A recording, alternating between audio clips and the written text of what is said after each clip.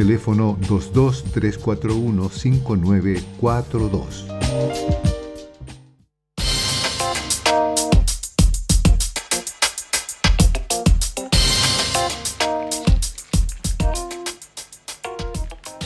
Y estamos ya de vuelta en Política en Vivo y vamos a tener el gusto de compartir esta segunda parte de nuestro programa con el doctor en Ciencia Política, director del Departamento de Sociología de nuestra Universidad de Chile, Octavio Avendaño, a quien tenemos el gusto de recibir. Octavio, qué gusto de saludarte, ¿cómo estás? Muy bienvenido. Hola, ¿qué tal, Felipe y Yasna? Un placer nuevamente estar con ustedes. Bienvenido, Octavio. Oye, Octavio, déjanos contarte que el Tricel está como la Dorothy Pérez, haciendo estrago. Acaba de salir la información de que, aparte de lo que ya sabemos en el caso de Daniel Jadwe, resolvió que no puede ser candidata a senadora Jimena Rincón, a propósito de que se trataría, según la interpretación definitiva del Tricel 3.2, en la sala, se trata de una segunda repostulación, cuesta que está prohibida por la ley electoral, así que por lo tanto se queda sin candidatura y no puede ser candidata a diputada, que habría sido una opción, porque ya eso está cerrado, o sea, queda fuera de la elección Jimena Rincón. Sí, es lo que también acabo de recibir como información, así como se supo antes lo de Daniel Jadwe. Y previamente algunas candidaturas que fueron objetadas también por el servicio electoral, pero es el Tribunal Calificador de Elecciones el órgano que normalmente objeta candidaturas que incluso eventualmente pueden ser aprobadas por el servicio electoral. En el caso del servicio electoral me da la impresión de que fueron candidaturas que no cumplían los requisitos mínimos desde el punto de vista de la inscripción. Pero acá son otros los aspectos que están siendo considerados para objetar finalmente las candidaturas. Permíteme, también, Octavio, sí, leer la parte de la argumentación, porque como no hemos dado esta información, aprovechamos nuestra conversación contigo para ir entregando más antecedentes. Dice que la candidata señora Rincón, al haber iniciado un periodo senatorial el día 11 de marzo de 2010, el cual cesó por su nombramiento como ministra de Estado el 11 de marzo de 2014, abro paréntesis, un año, un día, ejerció el cargo parlamentario por más de la mitad de su periodo, actividad que se manifestó incluso en su asistencia a la instalación de la nueva Cámara y votación en la elección de la mesa respectiva durante esa última jornada. Eso, que es el motivo del requerimiento. Y era por un día, había que resolver un día. Sí, a diferencia de lo de Daniel Jadwe, llama la atención en el caso de Jimena Rincón la persistencia, porque sin conocer mayores detalles, tal vez ella pensó que no se iba a considerar el periodo previo a al momento en que ella asume como ministra del Trabajo durante el segundo gobierno de la presidenta Bachelet. Entonces dio por hecho, tal vez, que no se iban a considerar esos años o ese periodo en particular, se iba a considerar solamente el último periodo parlamentario. Creo que si es así, partía de un supuesto que es bastante errado, porque la ley electoral es bastante explícita al respecto en el último tiempo.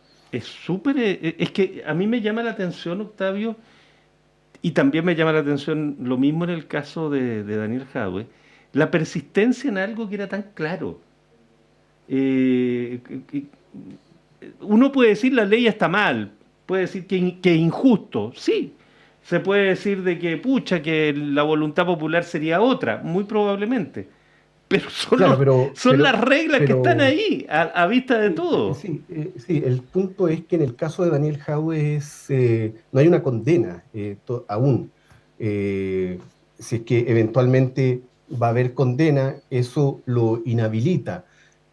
Tal como en este momento, yo no sé qué habrá resuelto el Tribunal Calificador de Elecciones en otro caso que había en el Maule, también a propósito de de la senadora Rincón, de un postulante al Senado que había logrado reunir las firmas, siendo que ese postulante al Senado había sido desaforado por una acusación por violación.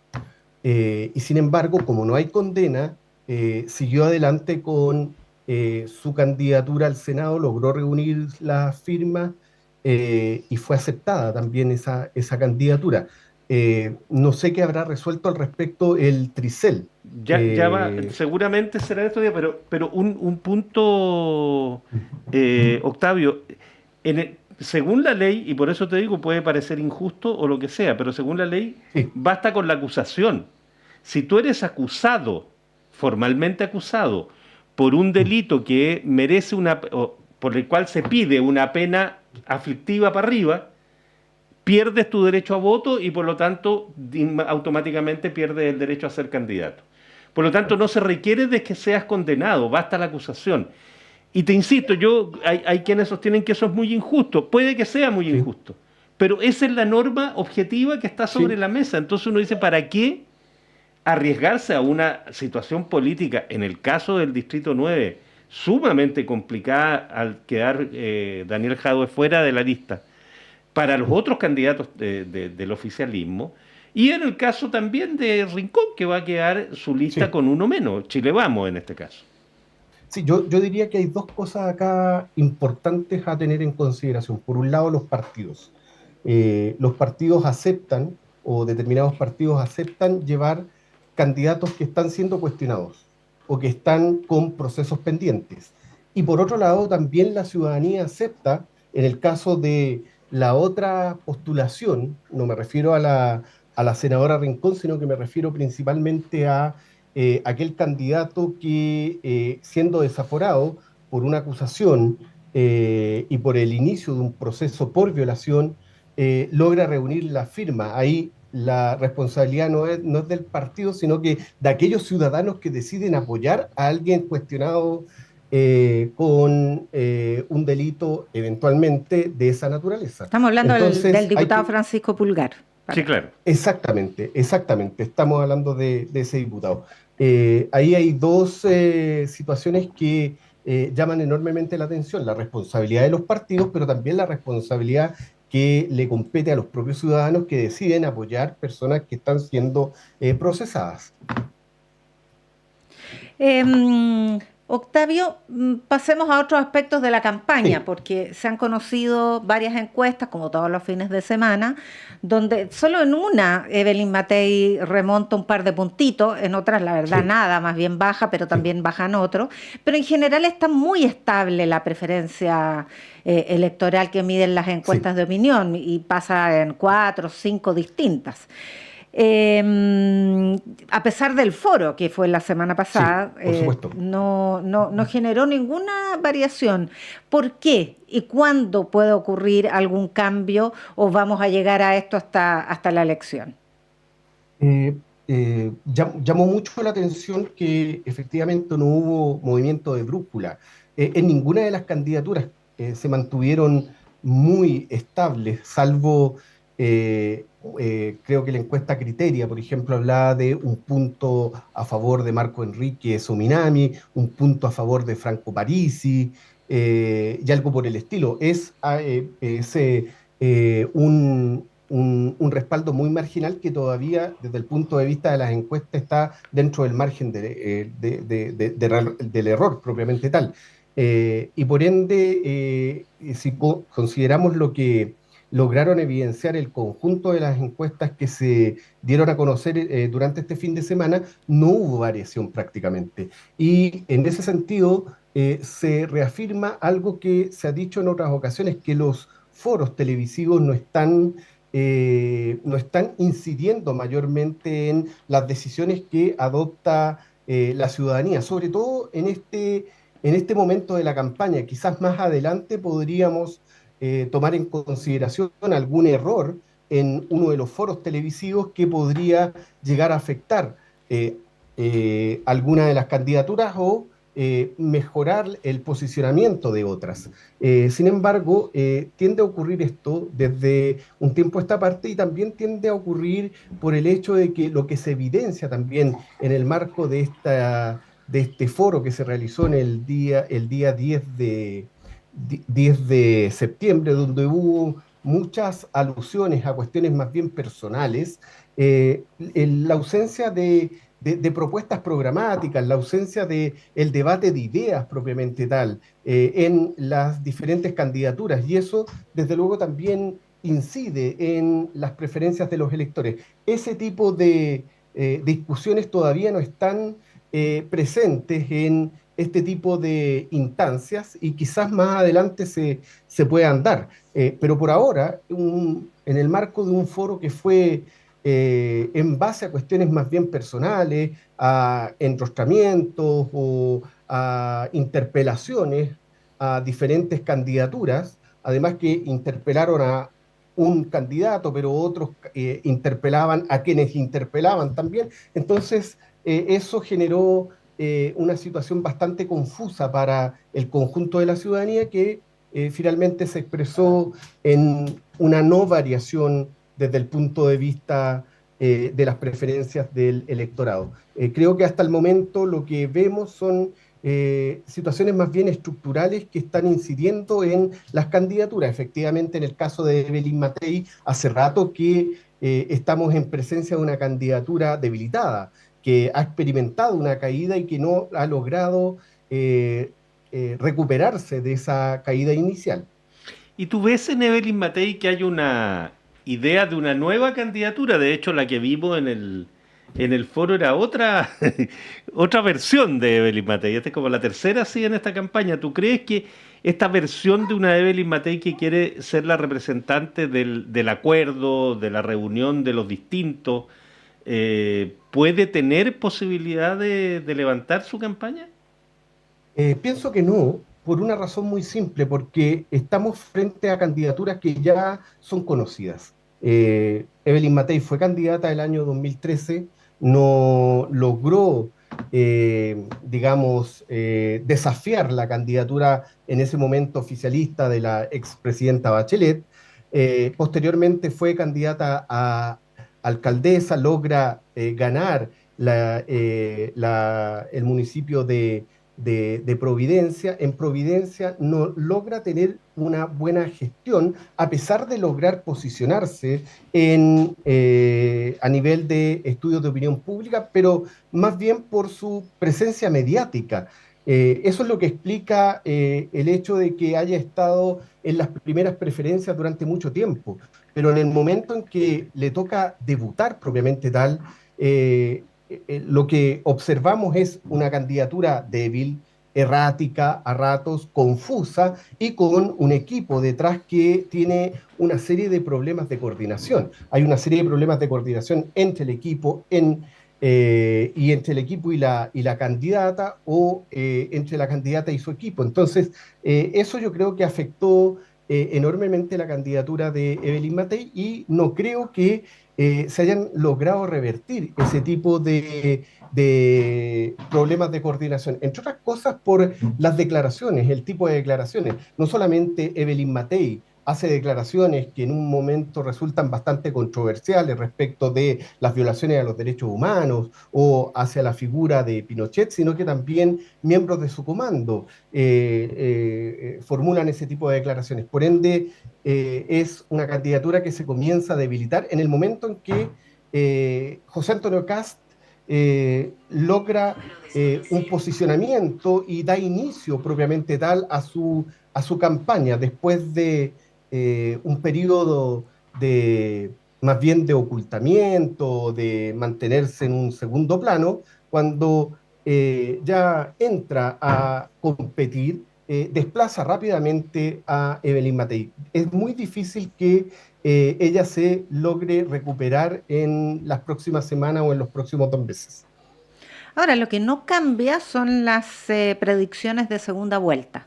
Ahí tanto Sí. Matei como Kast le sacan una ventaja enorme a Janet Jara. Uno podría pensar, porque ha sido bien competitiva la candidatura de ella, a pesar de una serie de limitaciones de origen.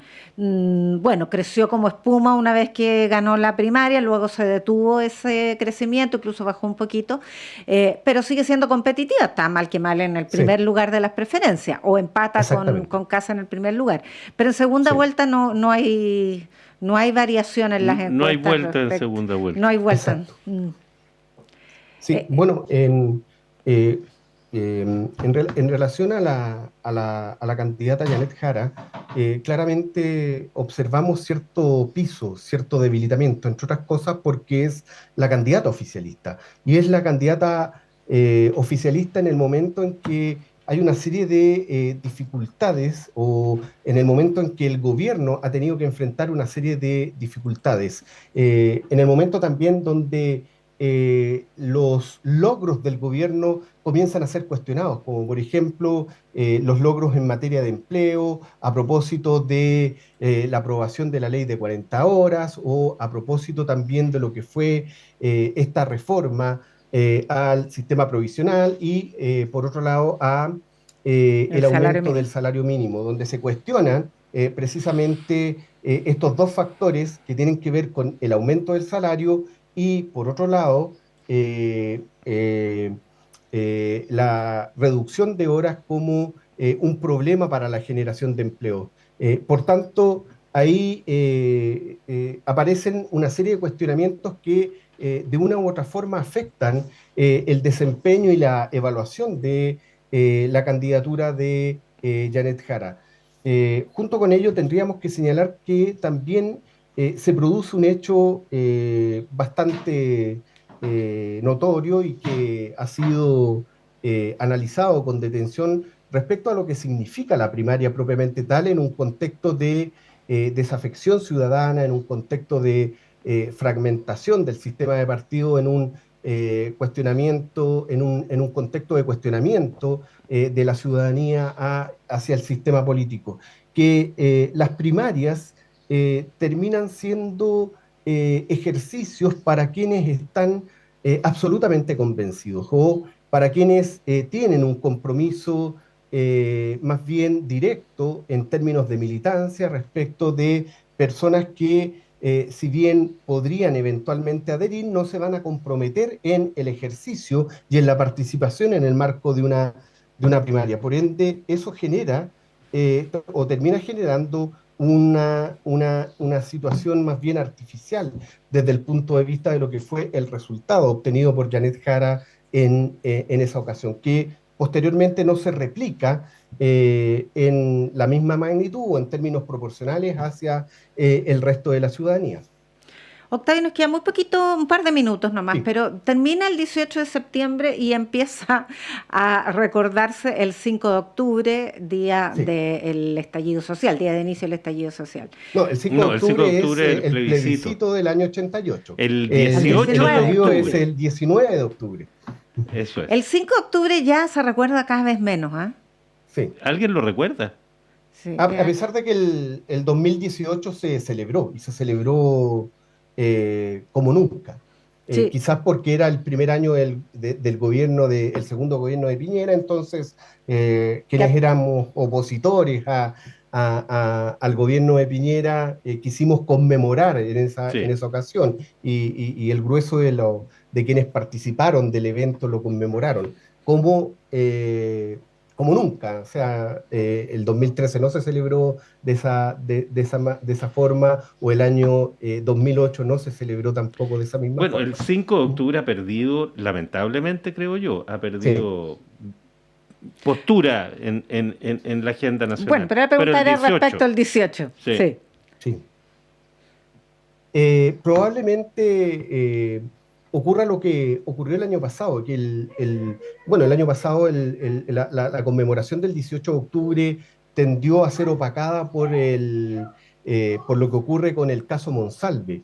Y en esa ocasión, que se cumplían 5 años, creo que pasó un tanto desapercibido, mediáticamente hablando.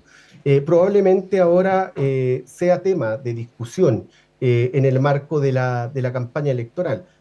Van a haber sectores que van a querer conmemorar el 18 de octubre del año 2019, así como otros sectores van a querer aprovechar para cuestionar todo lo que fueron algunos efectos del estallido social y todo lo que fue esta imagen delictiva que se instaló respecto del estallido social. Eso podría llegar a ocurrir en el marco de la discusión que se va a estar dando en medio de la campaña hacia el día 18 de octubre.